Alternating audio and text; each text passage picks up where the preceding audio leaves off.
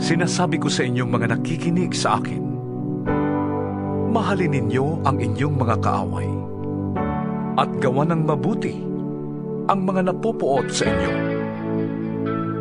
Pagpalain ninyo ang sumusumpa sa inyo at ipanalangin ang mga nang-aapi sa inyo.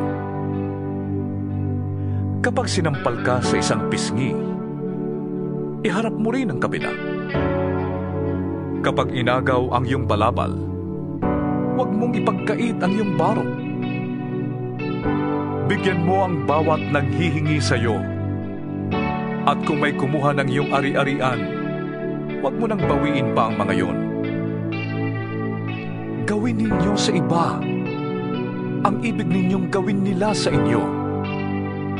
Kung ang nagmamahal lamang sa inyo ang inyong mamahalin, ano pang gantimpala ang inyong hihintayin?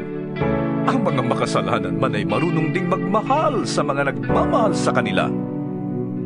Kung ang mga mabuti lamang sa inyo ang inyong gagawa ng mabuti, ano pang gantimpala ang inyong hihintayin? Kahit ang masasamang tao ay gumagawa rin yan. At kung ang makakabayad lamang ang inyong pauutangin, ano pang gantimpala ang iyong hihintayin? Kahit ang masasamang tao ay nagpapautang din sa kapwa nila masama sa pag-asang sila'y babayaran. Mahalin ninyo ang inyong mga kaaway at gumawa kayo ng mabuti. Magpautang kayo nang hindi umaasang kayo'y babayaran. Sa gayon, malaking gantimpala ang tatamuhin ninyo at kayo'y magiging mga anak ng kataas-taasang Diyos, sapagkat siya'y mabuti kahit sa masasama at sa mga hindi marunong tumanaw ng utang na loob.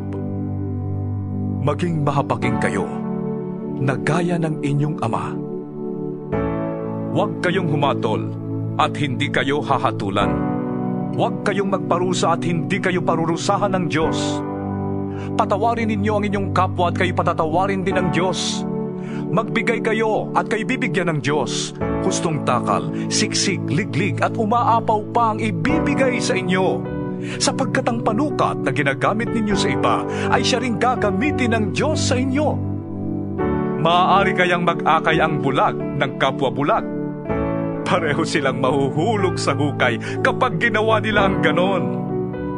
Walang alagad na nakakahigit sa kanyang guro. Ngunit kapag lubusang naturuan, ang alagad ay makakatulad ng kanyang guro.